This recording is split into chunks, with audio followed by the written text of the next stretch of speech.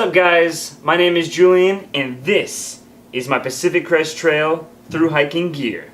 I've got everything matched out in systems, like a foot system, a sleep system, a cook system, and I want to go through them to let you know what I'll be taking on the trail. So first off, on the big three, sleeping bag. I've got a Sierra Designs dry down 30 degree. I carried this in the summer section on the Appalachian Trail, and it worked great. Super light.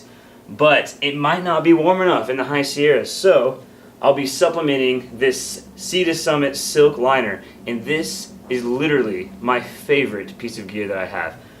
You can take it out after a week on the trail and just throw it in the washer, and you've got a clean, beautiful sheet to snuggle up with that smells delicious, and you don't have to worry about getting your sleeping bag all dirty, because they don't work as well when they get dirt all in them. So, and on top of that, I'll be sleeping on the Thermarest Neo Air. This thing is amazing. I've had this since the Appalachian Trail, and it has not popped, and it has been amazing to me. Slipped on snow, desert, you name it, I've done it, and it's super light, and it packs down to like a Nalgene bottle, which I love. The tent I'll be carrying is a company called Light Heart, and I've got the So Long. It's a two-person tent, and it stays erect by my trekking poles, and like a small pole that comes in this.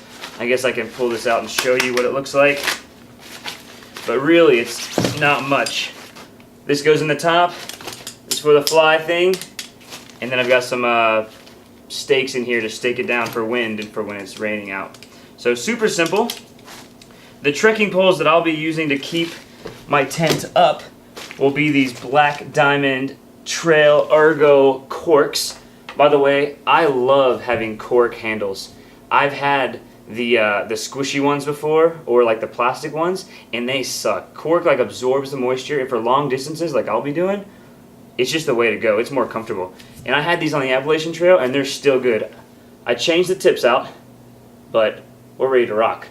And a little trick, you see all that duct tape right here?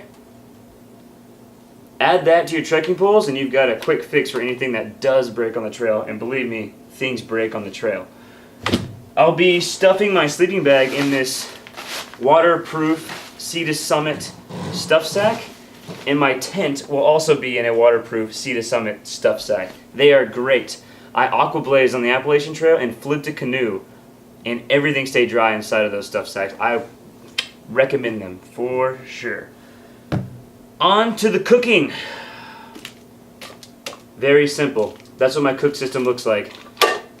It's the GSI Soloist. This little sleeve is something my wife made. It actually helps really a lot. The Soloist fits everything inside: my pocket rocket and a fuel for the week, and my mini Bic, which is not here right now. And that's pretty much it, because cooking on the trail is pretty much just boiling water and adding it to something. Ramen, instant mash, whatever it is, dehydrated foods. I mean, that's all it is. You're not sautéing vegetables out on the trail.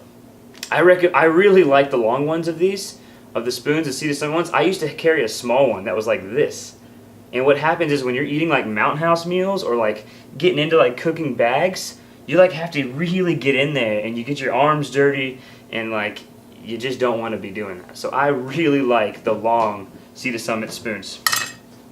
Look at this, it packs so nicely all together and fits in your pack. Thanks, babe. Don't forget your mini Bic. On to clothes. So, really clothes are basic. You're gonna tear through them. I have darn tough socks, 2 pairs, because one's gonna be gross and one's for like town, or if you need to change them out and they're muddy and wet. Basic hiking shorts, just like gym shorts with the net built in. I like that a lot. Some people don't, but compression shorts, man, that start to get real like funky. And then I've got a sun shirt for the desert section. I might change this out, but this is an Arc'teryx, some kind of quick wick SPF something. You know, Arc'teryx made it, so you know it's good. My rain shell is also Arc'teryx, just something that I've had, so that's what I'll be wearing. And then to stay warm, I've got an Arc'teryx puffy, one of the hooded ones. I'm not used to having a hood, but I'm really starting to like it, actually. It's really good. My shoes, light and fast. Light and fast. This is the Brooks Caldera And of course, everybody's feet are different. I love super feet, and I'm a green, so I've got a high arch, and they will save you. Let's see, what is next? My water system. So in the desert, I'll have to worry about water. So I'm planning to carry 5 liters at a time, give and take, depending how far I have to walk. So I have a 3-liter bladder that'll be in my pack. I have a single Nalgene because my water treatment is a SteriPen, the UV light. I don't have it with me right now because I let my buddy borrow it, who went down to Chile. So we're saving him from the runs, if you know what I mean. I'll also be carrying a smart water bottle. I've got it around here. Babe, toss me that. Yeah. Ooh, this guy. So this will be my 5th liter. And that'll just go right there in the side of my pack. So that's my water system, and water is super important in the desert, as you know. Or as you should know, and if you don't, now you know. I am filming on this trip. So I will be carrying this camera and this lens. So that's going to be quite the heavy weightness, having extra film gear. I'll be carrying a GorillaPod. I just got this and I already love it so much. It's pretty light and it's going to be really, really good for vlog style videos, which I hope you'll subscribe and get into. I'll also be carrying, because I've got all this stuff to power, like cameras and phones, I have a solar panel that'll probably rest on the back of my pack or just out in the sun while I'm having lunch. And so these are definitely like extras. You don't need these things. I just am carrying them because we're doing a project. We're filming a documentary called the Diabetic Dirtbag. I'll also be carrying a Kindle because I like to read, and I found on my last thru hike, you read a lot. You have a lot of time to sit around and read, which is really great. So that's a great thing. These little boxes by Xped are so cool. They're really light and they're padded and they don't weigh anything, and they come in all different sizes. So they're gonna hold like my lenses, all my wires that I need to like recharge things. This one's got like my battery pack and my extra batteries for my camera and all these extra memory cards because we'll be doing film, photos, and we'll be recording podcasts every week. So it's like a big media project we're doing. By the way, I'll be recording podcasts on my Zoom 5. So not everybody's going to be carrying this much extra weight, but I will. On top of that, I'll have a GoPro, and here's my headlamp. It is a black diamond headlamp. I carry this on the Appalachian Trail too. It still works, so why not use it? A little knife, a little tool, just a Benchmade.